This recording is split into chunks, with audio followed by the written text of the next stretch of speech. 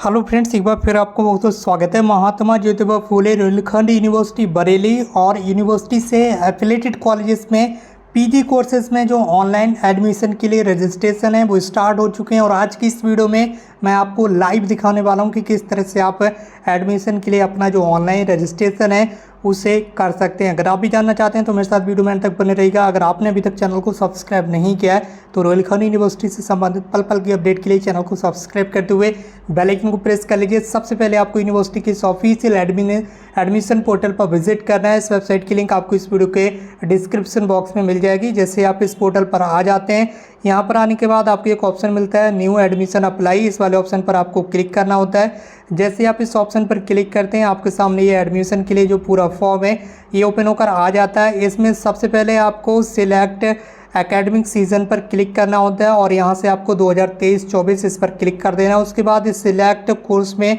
आपको सिलेक्ट कर लेना है पोस्ट ग्रेजुएट। ठीक है, जो सेकंड ऑप्शन है इस ऑप्शन को यहाँ से सिलेक्ट करना है पोस्ट ग्रेजुएट कोर्सेज के लिए, जैसे कि मास्टर ऑफ सोशल वर्क, इसके अलावा एम फार्मा, MCA, MA ये यूनिवर्सिटी कैंपस के लिए है। ठीक है, इसके अलावा ये MSc ये यूनिवर्सिटी कैंपस के स्टूडेंट्स के लिए। उसके अलावा LLB 3 ईयर, MEd, इसके अलावा आप नीचे आ जाएंगे तो LLM, इसके अलावा MTech, इन सभी कोर्सेज के लिए जो ऑनलाइन एडमिशन है वो स्टार्ट हो चुके हैं। इसके साथ साथ कॉलेज में भी आपके जो एडमिशन है वो स्टार्ट हो चुके हैं। आपको अगर कॉलेज का PG फॉर्म फिल करना है तब भी आपको यही वाला जो रजिस्ट्रेशन है वो इस तरह से आपको कंप्लीट करना होगा। जैसे आप इसे यहाँ पर सिलेक्ट कर लेंगे पोस्ट ग्रेजुएट कोर्सेज, तो पोस्ट ग्रेजुएट कोर्सेज के सारे ऑप्शन आएंगे। अगर आप UG कोर्स को इस तरह से सिलेक्ट करेंगे तो UG कोर्सेज की ये जो सारे कोर्स हैं ये आपको देखने के लिए मिल जाएंगे। तो अभी हम यहाँ पर पोस्ट ग्रेजुएट कोर्स को सिलेक्ट करेंगे क्योंकि हमें MA, MSc, MCom इस तरह के जो PG कोर्स के फॉर्म हैं उन्हें फिल करना होता है। इसके बाद आपको स्क्रॉल डाउन करते हुए नीचे आ जाना है और यहाँ पर आपको सबसे पहले एक ऑप्शन देखने के लिए मिल जाएगा is already enrolled in MGPRU। अगर आपने रुहेलखंड यूनिवर्सिटी या उससे एफिलेटेड कॉलेज से किसी भी तरह का कोई भी कोर्स आपने कंप्लीट कर लिया है तो उस यूनिवर्सिटी का इनरोलमेंट नंबर आपको मिल गया होगा, यानी कि रुहेलखंड यूनिवर्सिटी का जो इनरोलमेंट नंबर है वो आपकी मार्कशीट पर आ चुका होगा, इसलिए आपको यहाँ पर येस करना होगा। अगर आपने रुहेलखंड यूनिवर्सिटी से अभी तक कोई भी कोर्स नहीं किया है तो यहाँ पर आपको नो करना होगा। ठीक है, ज़्यादातर स्टूडेंट्स ऐसे होंगे जिन्होंने रुहेलखंड यूनिवर्सिटी से ही UG का कोई कोर्स किया होगा, जैसे कि BA, BSc, BCom, BBA, BCA वगैरह। ठीक है, तभी आप पोस्ट ग्रेजुएट कोर्स कर रहे होंगे। कुछ स्टूडेंट्स ऐसे भी होंगे जिन्होंने दूसरी यूनिवर्सिटी से अंडर ग्रेजुएट कोर्स किया होगा, तो उन स्टूडेंट्स को यहाँ पर नो करना है जिन्होंने दूसरी यूनिवर्सिटी से अंडर ग्रेजुएट कोर्स किया है। जिन स्टूडेंट्स ने रुहेलखंड यूनिवर्सिटी से अंडर ग्रेजुएट कोर्स किया उन स्टूडेंट्स को यहाँ पर येस करना है। उनके लिए एक और ऑप्शन यहाँ पर एक्टिवेट हो जाएगा नामांकन संख्या यानी कि इनरोलमेंट नंबर का। अपना इनरोलमेंट नंबर आप यहाँ पर लिख दीजिए जो कि आपकी मार्कशीट पर उपलब्ध होता है। उसके बाद आप अपना नाम इंग्लिश में यहाँ पर लिख दीजिए और अपना जो नाम है वो हिंदी में यहाँ पर लिख दीजिए। उसके बाद आप अपना मदर नेम इंग्लिश में इधर लिख दीजिए और मदर नेम यानी कि माता जी का नाम हिंदी में इधर लिख दीजिए। उसके बाद आपको नीचे आ जाना है, इस साइड में आपको अपना फादर नेम लिखना है इंग्लिश में और यहाँ पर आपको अपना फादर नेम लिखना है हिंदी में। उसके बाद आपको यहाँ से अपना जेंडर चूज़ कर लेना है, जो भी आपका जेंडर है मेल फीमेल, ठीक है, उसे आप यहाँ से चूज़ कर लेंगे। उसके बाद यहाँ से आपको अपना रिलीजन चूज़ करना है, जो भी आपका रिलीजन है, हिंदू, मुस्लिम, सिख, पारसी, ये सारे रिलीजन यहाँ पर आ रहे हैं, आप अपने अकॉर्डिंग यहाँ पर चूज़ करेंगे। उसके बाद आपकी जो कास्ट की कैटेगरी है उसे आप यहाँ से चूज़ कर लेंगे, जनरल, OBC, SC, ST। उसके बाद यहाँ पर आपको अपनी जाति का नाम लिख देना है, जो भी आपकी जाति का नाम होगा आप इस तरह से लिख देंगे। उसके बाद यदि आपकी कोई सब कैटेगरी है तो आप यहाँ प्लीज़ सिलेक्ट पर क्लिक करेंगे। अगर इनमें से किसी भी सब कैटेगरी से आप बिलोंग करते हैं, जिसके low vision, deaf and dumb, armed force, vigilance, इनमें से किसी भी सब कैटेगरी से बिलोंग करते हैं तो उसका सर्टिफिकेट आपके पास मौजूद होगा, तभी आप इसमें से सिलेक्ट कर सकते हैं। अगर आपके पास सर्टिफिकेट नहीं है तो आप इसमें सिलेक्ट बिल्कुल कुछ भी ना करें। उसके बाद यहाँ पर डेट ऑफ बर्थ को सिलेक्ट करने के लिए आप इस वाले कैलेंडर पर यहाँ पर क्लिक करेंगे और जहाँ पर 2023 आपको देखने के लिए मिल रहा है, यहाँ पर 1992 भी मैंने कर दिया, वैसे आपके केस में 2023 आएगा, तो आप यहाँ पर क्लिक करेंगे और अपनी डेट ऑफ बर्थ का जो ईयर है वो यहाँ से आप इस तरह से सिलेक्ट कर लेंगे। जहाँ पर आपको सितंबर देखने के लिए मिल रहा है यहाँ पर आप सिलेक्ट क्लिक करेंगे और यहाँ से अपना जो मंथ है डेट ऑफ बर्थ का उसे सिलेक्ट करेंगे और जो आपकी डेट होगी उस तरह से यहाँ से ये सिलेक्ट कर लेंगे इस तरह से क्लिक करके। ठीक है, उसके बाद यहाँ पर आपको देखने के लिए मिला नागरिकता। अगर आप इंडियन स्टूडेंट्स हैं, भारत के नागरिक हैं तो इंडियन सेलेक्ट कीजिए। अगर आप नॉन रेजिडेंट ऑफ इंडियन हैं यानी कि इंडिया के नागरिक नहीं हैं तो आप अदर वाले पर क्लिक करेंगे। इसके बाद यहाँ पर आपको अपना स्टेट चूज़ करना होगा, जिस राज्य के आप निवासी हैं आप यहाँ से अपना स्टेट सिलेक्ट करेंगे और यहाँ से आप अपना मीडियम सिलेक्ट करेंगे, हिंदी या इंग्लिश। ठीक है, तो हमने हिंदी सिलेक्ट कर लिया। स्टेट में सारी स्टेट आ रही हैं इंडिया की, वो अपने अकॉर्डिंग चूज़ कर लेंगे। उसके बाद नीचे आ जाना, यहाँ पर आपको अपना एक मोबाइल नंबर लिख देना है, यहाँ पर अपने पेरेंट्स का एक मोबाइल नंबर लिख देना है। आप चाहे तो अपने भी दोनों नंबर यहाँ पर लिख सकते हैं, उससे कोई प्रॉब्लम नहीं होगी। अपनी जो एक आईडी है वो यहाँ से आपको चूज़ कर लेना है, जैसे कि Aadhaar card, passport, driving licence, voter ID, PAN card, इनमें से कोई ना कोई एक आईडी तो हर स्टूडेंट्स के पास उपलब्ध होगी। जैसे कि आधार कार्ड सभी के पास होता है, तो ज़्यादातर स्टूडेंट्स आधार कार्ड को सिलेक्ट कर सकते हैं। जो आईडी आप यहाँ पर सिलेक्ट करेंगे उसका नंबर आप यहाँ पर लिख देंगे। जैसे कि हमने आधार कार्ड सिलेक्ट किया है तो हमने आधार नंबर जो है वो यहाँ पर लिख दिया है। उसके बाद यहाँ पर आपको अपनी ईमेल आईडी लिख देना है, ठीक है। उसके बाद आपको नीचे आ जाना है, कोई प्रॉब्लम नहीं है। बाकी अगर आप चैनल पर नए हैं तो चैनल को सब्सक्राइब कर लीजिए। अगर अभी तक आपने हमारे ब्लॉग चैनल को सब्सक्राइब नहीं किया है तो ब्लॉग चैनल की लिंक वीडियो के कमेंट बॉक्स में उपलब्ध है। आप ब्लॉग चैनल को भी जरूर सब्सक्राइब कर लीजिए। हमारे व्हाट्सएप ग्रुप, टेलीग्राम चैनल और फेसबुक की लिंक भी वीडियो के कमेंट बॉक्स में ही दे दी गई, तो वहाँ से आप हमसे जुड़ सकते हैं। ब्लॉग चैनल को जरूर सब्सक्राइब कीजिए, वहाँ पर आपको अच्छे अच्छे ब्लॉग्स देखने के लिए मिलेंगे। इसके अलावा यहाँ पर अब आपको अपना 12th क्लास का जो रोल नंबर है, 12वीं क्लास का वो रोल नंबर यहाँ पर लिखना है। 10th क्लास का आपकी मार्कशीट का जो सीरियल नंबर होता है आपको ध्यान से देखना है। 10वीं का अंक पत्र संख्या यानी कि सीरियल नंबर लिखना है। 10th क्लास का सीरियल नंबर यहाँ पर, और 12th क्लास का जो रोल नंबर है वो यहाँ पर। उसके बाद 10वीं क्लास यानी कि 10th क्लास का जो रोल नंबर है वो यहाँ पर लिखना है। 10th क्लास आपने कौन सी ईयर में पास किया है उस ईयर को आप यहाँ से सिलेक्ट करेंगे। इसका सब कुछ करने के बाद आप यहाँ सबमिट वाले बटन पर क्लिक कर देंगे। जैसे आप सबमिट पर क्लिक करते हैं इसके बाद आप सक्सेसफुल रजिस्ट्रेशन कर लेते हैं और यहाँ पर आपको अपनी जो यूज़र आईडी है वो देखने के लिए मिल जाती है और यहाँ पर आपको अपना पासवर्ड देखने के लिए मिल जाता है। आप इसे कहीं पर भी संभाल कर कॉपी करके लिख लीजिए, ठीक है, या कॉपी पेस्ट कुछ भी कर लीजिए, चाहे तो इसका स्क्रीनशॉट ले लीजिए, ये बाद में आपके काम में आता है, ठीक है। इसी के द्वारा आप अपने फॉर्म को दोबारा से लॉगिन करेंगे। फीस पेमेंट वगैरह करते समय इसकी काफ़ी ज़्यादा आवश्यकता पड़ती है। एक बार फॉर्म बंद हो जाता है तो दोबारा से आप इसी यूज़र आईडी और इसी पासवर्ड से लॉगिन कर सकते हैं। उसके बाद click her for next step, इस वाले ऑप्शन पर अब आपको यहाँ पर क्लिक कर देना होता है। इसके बाद आपके सामने ये ऑप्शन आ जाएगा बैंक डिटेल्स फिल करने के लिए। बैंक डिटेल्स फिल करना मैंडेटरी नहीं है, आप चाहे तो इसे ब्लैंक छोड़ सकते हैं यानी कि खाली छोड़ सकते हैं, ठीक है। इससे कोई प्रॉब्लम नहीं होने वाली है, तो आप इसे खाली भी छोड़ सकते हैं। आप चाहें तो इसमें कुछ भी फिल ना करें क्योंकि ये कंपलसरी यानी कि मैंडेटरी नहीं है। अगर आप फिल करना चाहें तो कर सकते हैं। एक बार आपको बता देते हैं, यहाँ पर आप अपना बैंक अकाउंट डिटेल्स फिल करेंगे तो सबसे पहले आप अपना नाम यहाँ पर लिख देंगे। आपका जो बैंक अकाउंट का नंबर होता है, खाता संख्या आप यहाँ पर लिखेंगे। अपने बैंक का IFSC कोड यहाँ पर लिख देंगे। आपका कौन सा बैंक है आप यहाँ पर इसे सिलेक्ट कर सकते हैं, जो भी आपका बैंक होगा उसे यहाँ से सिलेक्ट कर लीजिए। और उसके बाद अपनी ब्रांच का नेम आप यहाँ पर लिख देंगे। आपकी बैंक किस जगह पर है उस जगह का नेम यहाँ पर लिखेंगे, उसी को ब्रांच बोलते हैं। आप चाहे तो इसे खाली छोड़ सकते हैं, ये कंपलसरी नहीं है और ना ही इससे आपके फॉर्म पर कोई इफेक्ट पड़ने वाला है, ठीक है। तो उसे ब्लैंक छोड़ दीजिए, अपना समय बर्बाद मत कीजिए। उसके बाद यहाँ पर आपको अपना करस्पॉन्डेंस एड्रेस लिखना है। आपका फुल एड्रेस यहाँ पर लिख देना है, जैसे कि गली, मोहल्ला, विलेज, टाउन, जो भी है आपका पूरा यहाँ पर आप लिख देंगे। उसके बाद आपको अपना स्टेट चूज़ करना है, जो भी आपका स्टेट है इस तरह से आप चूज़ कर लेंगे। उसके बाद आपका जो भी डिस्ट्रिक्ट है सिलेक्ट डिस्ट्रिक्ट में क्लिक करेंगे तो अपना यहाँ से जिले सिलेक्ट कर लीजिए। आपके एरिया का जो पिन कोड होता है पोस्ट ऑफिस का, उस पिन कोड को आप यहाँ पर लिख देंगे। उसके बाद यहाँ पर आप सिलेक्ट करेंगे कि आप ग्रामीण क्षेत्र से बिलोंग करते हैं या शहरी क्षेत्र से बिलोंग करते हैं। जो स्टूडेंट्स ग्रामीण यानी कि गाँव वाले क्षेत्र से बिलोंग करते हैं वो रूरल सिलेक्ट करेंगे और जो कस्बे या फिर शहरी क्षेत्र से बिलोंग करते हैं वो अर्बन वाले ऑप्शन पर क्लिक कर देंगे, इस तरह से, ठीक है। जब आप अर्बन पर क्लिक करेंगे तो यहाँ ब्लॉक का जो ऑप्शन है ये ऑटोमेटिकली बंद हो जाएगा। ये ऑप्शन केवल ग्रामीण क्षेत्र के स्टूडेंट्स के लिए होता है। जब आप रूरल सेलेक्ट करेंगे तो यहाँ पर ब्लॉक सेलेक्ट करने के लिए आ जाएगा, ठीक है। तो उसे आप अपने अकॉर्डिंग सेलेक्ट करेंगे जो भी आपका ब्लॉक वगैरह होगा। ऊपर आपने करस्पॉन्डेंस एड्रेस फिल कर दिया है, अब आपको नीचे यहाँ परमानेंट एड्रेस फिल करना है। अगर आपका करस्पॉन्डेंस एड्रेस और ये जो परमानेंट एड्रेस है दोनों सेम है यानी कि एक जैसे हैं तो यहाँ पर आपको टिक लगा देना है। ऊपर जो आपने एड्रेस फिल किया है वही एड्रेस आपका नीचे आ जाएगा, ठीक है। इसे दोबारा से आपको फिल नहीं करना होगा। अगर आपके दोनों एड्रेस अलग अलग हैं तो दोबारा से आप इसे फिल कर लीजिए। उसके बाद आपको यहाँ सेव वाले ऑप्शन पर क्लिक कर देना है, ठीक है। उसके बाद आपको यहाँ नेक्स्ट करने का ऑप्शन मिल जाता है, आप यहाँ नेक्स्ट वाले बटन पर क्लिक कर देंगे। नेक्स्ट पर क्लिक करने के बाद आपके सामने इस तरह का इंटरफेस आ जाएगा। यहाँ पर सबसे पहले आपको अपनी 10th क्लास की डिटेल्स फिल करना है। 10th क्लास आपने कौन से बोर्ड से पास किया है आप उस बोर्ड को यहाँ से सिलेक्ट करेंगे, ठीक है, जिस बोर्ड से भी आपने 10th क्लास पास किया है। उसके बाद यहाँ पर आपको देखने के लिए मिल रहा है is promoted due to COVID, ठीक है। तो यहाँ पर आपको सिलेक्ट करना है। अगर आपको 10th क्लास में प्रमोट किया गया था विदाउट एग्ज़ाम के कोविड-19 महामारी के कारण, तो उसे आप अपने अकॉर्डिंग यहाँ से सिलेक्ट करेंगे। अगर आपको प्रमोट किया गया था तो यस, और नहीं किया गया था प्रमोट तो नो पर क्लिक कर देंगे। उसके बाद नीचे ऑप्शंस क्या क्या आते हैं उन्हें भी एक बार देख लेते हैं। अगर 10th क्लास में ग्रेडिंग सिस्टम दिया हुआ है, आपकी मार्कशीट में ग्रेड वगैरह दिए हुए हैं तो उसे आप यहाँ से यस सिलेक्ट करेंगे, अन्यथा इस पर आप नो रहने देंगे। उसके बाद आपको नीचे आ जाना है, यहाँ पर आपको मैक्सिमम मार्क्स सेलेक्ट कर लेना है, यानी कि आपकी मार्कशीट में टोटल कितने मार्क्स होते हैं, मैक्सिमम अधिकतम मार्क्स कितने अंकों की आपकी मार्कशीट होती है 10th क्लास की, उसे यहाँ पर सिलेक्ट लिख देंगे।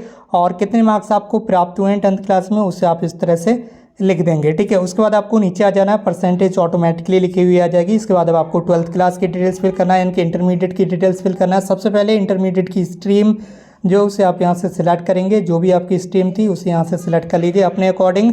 उसके बाद 12th क्लास यानी कि इंटरमीडिएट का बोर्ड क्या था, आपने कौन से बोर्ड से 12th क्लास पास किया, उसे अपने अकॉर्डिंग यहाँ से चूज़ करेंगे। उसके बाद कौन सी ईयर में आपने 12th क्लास पास किया, उस ईयर को आप यहाँ से सिलेक्ट कर लेंगे। ठीक है, इस तरह से।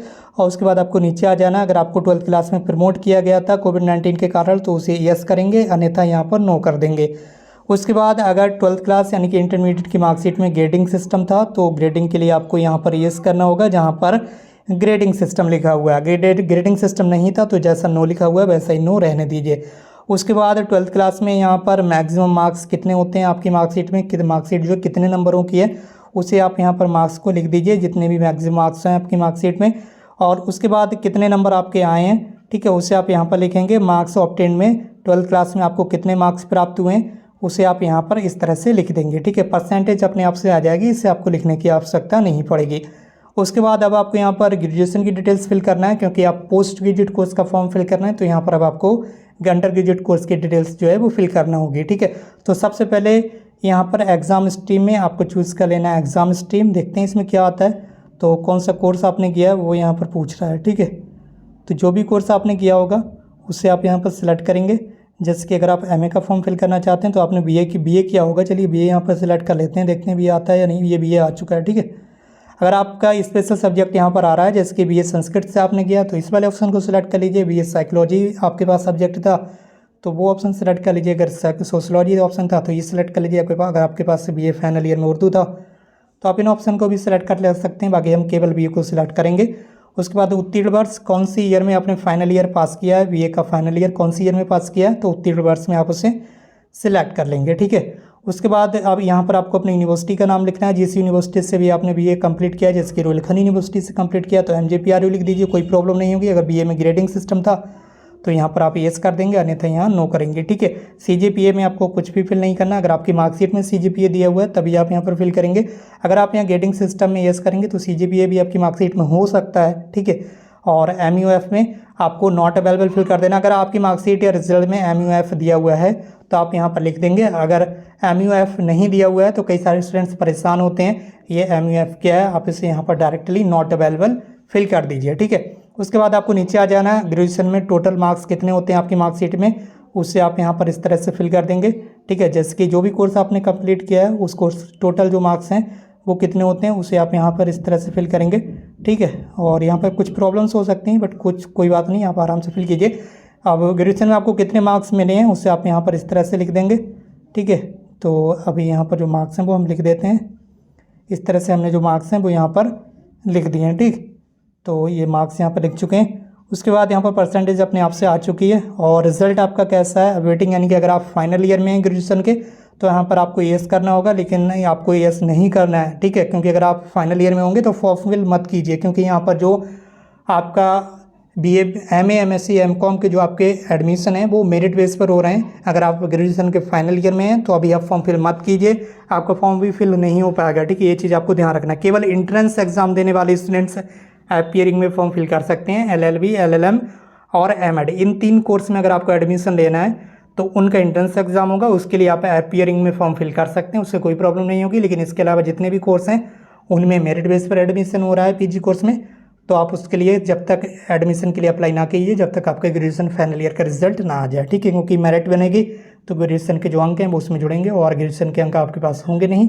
तो आपका फॉर्म फिल नहीं होगा, मेरिट वगैरह नहीं मिलेगी, इसलिए यहाँ नो करना है। ठीक है, उम्मीद करता हूँ आप समझ गए होंगे। ग्रेजुएशन का जो रोल नंबर है उसे आप फटाफट यहाँ पर लिखिए, डिवीज़न आप लिख सकते हैं, इससे कोई प्रॉब्लम नहीं होने वाली है, आप इसे खाली छोड़ सकते हैं। उसके बाद सेव पर आप क्लिक कर देंगे, उसके बाद आप यहाँ नेक्स्ट वाले बटन पर क्लिक करें। इसके बाद आपके सामने डॉक्यूमेंट अपलोड करने का ऑप्शन आ जाएगा। तो सबसे पहले आपको एक पासपोर्ट साइज का जो फोटो है वो यहाँ पर आपको अपलोड करना है। फाइल का जो साइज है वो 100 KB से ज़्यादा नहीं होना चाहिए। उसके बाद आपको यहाँ पर अपना एक सिग्नेचर अपलोड करना है, इसकी फाइल का साइज भी 100 KB से ज़्यादा नहीं होना चाहिए। उसके बाद आपको अपने अंगूठे का निशान का जो यहाँ पर थंब इम्प्रेशन है वो अपलोड कर लेना है। कहीं पर भी आप ब्लैंक पेपर पर एक अंगूठा लगा दीजिए।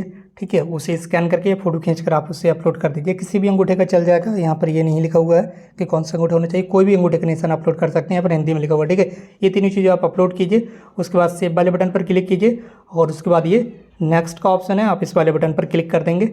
अगर आपके पास इनमें से कोई भी वेटेज सर्टिफिकेट उपलब्ध है, जैसे कि आपके पास एनसीसी का बी प्रमाण पत्र है या बी प्रमाण पत्र है, सी प्रमाण पत्र है, खेलकूद का कोई राष्ट्रीय अथवा अंतर विश्वविद्यालय स्तर पर कोई सर्टिफिकेट है या विश्वविद्यालय टीम का प्रतिनिधित्व किया आपने, इनमें से कोई भी सर्टिफिकेट आपके पास है तो उसके सामने आप इस तरह से टिक लगा देंगे। अगर आपके पास सर्टिफिकेट नहीं है तो कृपया करके टिक ना लगाएं, क्योंकि अगर आप यहाँ पर टिक लगाएंगे तो यहाँ पर आपको सर्टिफिकेट का जो फोटो है उसे खींचकर अपलोड करना होगा या फिर स्कैन करके उसे आपको यहाँ पर अपलोड करना होगा। ठीक है, अगर कोई भी सर्टिफिकेट नहीं है तो आप किसी पर भी टिक ना लगाएं। जो सर्टिफिकेट आपके पास रियल में है, ओरिजिनल, तभी आप टिक लगाएं, उसे हाँ स्कैन करके अपलोड करें। ठीक है, तभी ये चीज़ सही होगी।